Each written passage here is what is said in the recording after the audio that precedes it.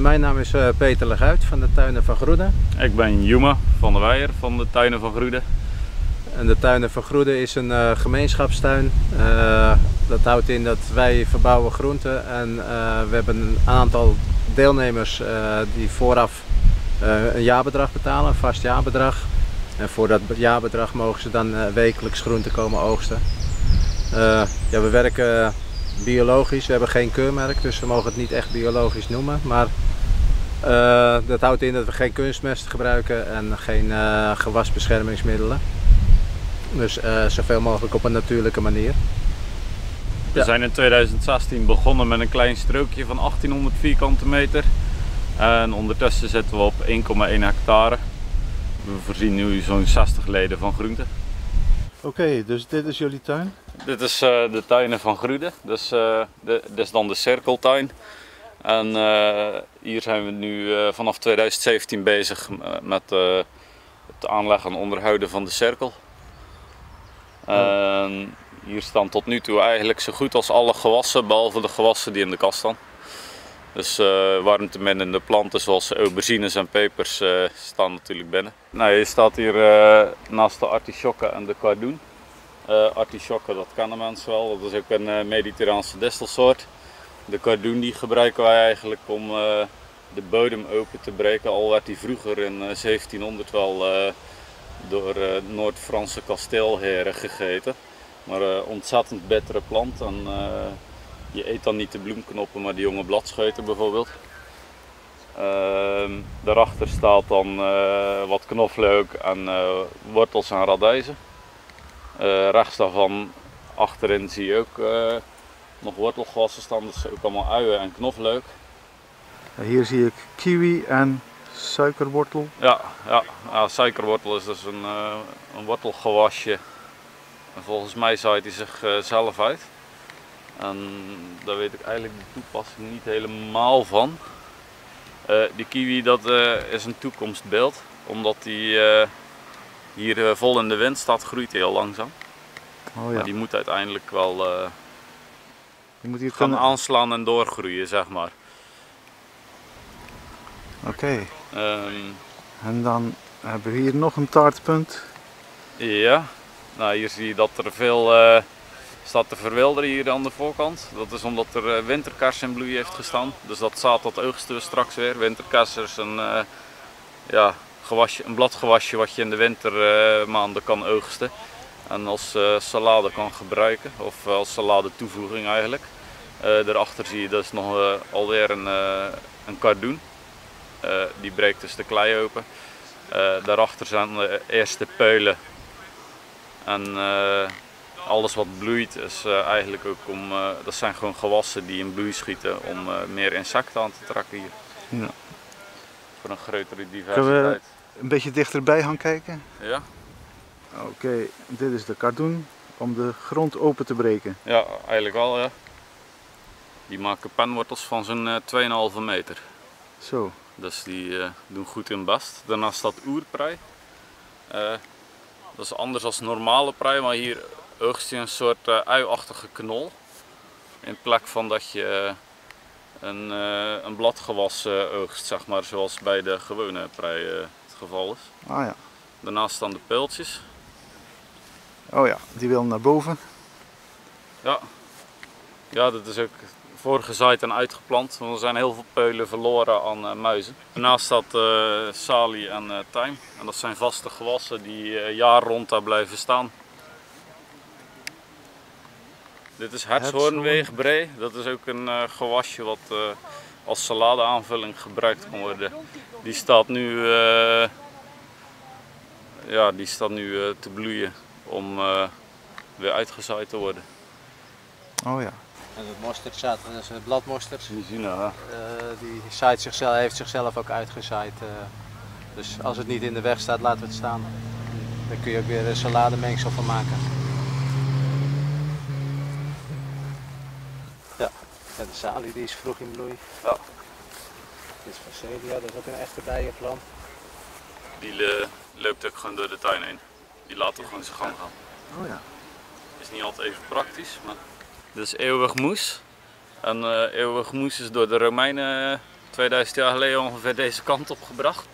En het is een bladkool, dus je kan de bladeren kunnen zo los geoogst worden aan gekookt of gewokt en zo gegeten. Oh ja. En het is een vaste plant.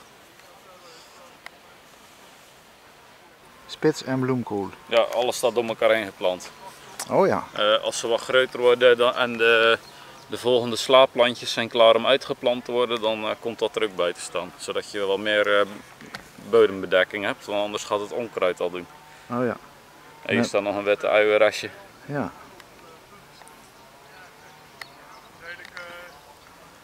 Goed.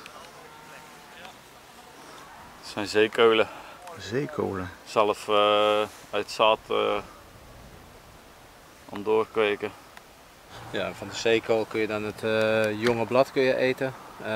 Maar ook de bloemknoppen, ja, nu staan ze al helemaal in bloei, maar voordat ze gaan bloeien kun je die ook als een soort broccoli kun je die ook eten. En de stengels die hebben een beetje aspergeachtige smaak. En dit was? Dit is knoflook. Knoflook? Ja, ja. Oh ja, ook lekker. Ze hebben ook een hele hoop knoflook staan. Radijzen met wortels. Ja, radijs met wortels en die worden tegelijkertijd gezaaid eigenlijk. En de radijzen die komen er steeds meer uit, waardoor je wortels steeds meer ruimte krijgt. En in het begin, je radijs kiemt natuurlijk heel snel. Dus raak je je wortelrijtjes niet kwijt, zeg maar. Ja, we hebben 3 kleuren. Oh ja. Rode boerenkool en rode kool voornamelijk. Dat is doorgeschoten hier. Dat is allemaal van de winter, dat laten we expres in bloei schieten. Dat zijn ook een van de eerdere bloeiers als je die lekker laat doen. En daar komen heel veel bijen en hommels op af. Oh ja. En doe je er daarna nog iets mee? Ze worden nu er wel compost van gemaakt, zeg maar. We maken ook zelf nog een beetje compost. Oh ja. En dan dienen ze weer als bodemvoeding straks.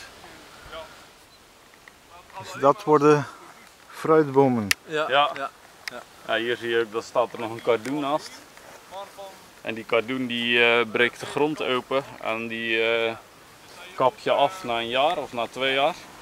En dan kan het fruitboompje het wortelgestel van de kardoen gaan gebruiken omdat die wegrot. Okay. Waardoor de boom dus minder moeite hoeft te doen om door de klei heen te komen. Dat doet die kardoen eigenlijk voor hem. Oh ja. Dat is interessant. En wat zijn die mensen nou aan het doen? Die zijn voornamelijk destels en kruiskruid aan het weghalen. Het wordt allemaal als compost gemaakt. Wij maken op een hele langzame manier compost. En uiteindelijk is dat gewoon mooie zwarte grond. Ja, ecotoilet is dus zonder stromend water. Dus er zit een emmer in waar de ontlasting in valt. Aan de voorkant zit een scheiding voor de urine. Urine dat loopt dan weg, de bodem in. En als je klaar bent, dan kan er een beetje, ja, we hebben nu hennepstrooisel, maar dat kan ook houtsnippers zijn, dat kan compost zijn. Gooi je er bovenop en dan ruik je dus geen nare luchtjes. En wat er in de emmer zit, doordat we die scheiding hebben, blijft wat er in de emmer zit droog. Dus dan gaat het ook niet stinken en zo. Mooi. Mooi gebouwd. Ja, dank je. Met de gebruiksaanwijzing erbij. Ja. Welkom op onze composttoilet. De gebruiksregels. Met een bedankje. We hebben nu ongeveer 60 deelnemers, volwassenen en kinderen. En we hebben nog ruimte, dus als je mee wilt doen, dan kun je op onze website kijken, detuinenvangroede.nl. Er staat een aanmeldingsformulier, staat precies hoe het allemaal werkt. En daarnaast hebben we ook nog strippenkaarten waarmee je dus op zaterdagmiddag groenten die we over hebben, als we dus een overschot hebben, die we los verkopen. En dan kun je per strip voor €10 groenten meenemen.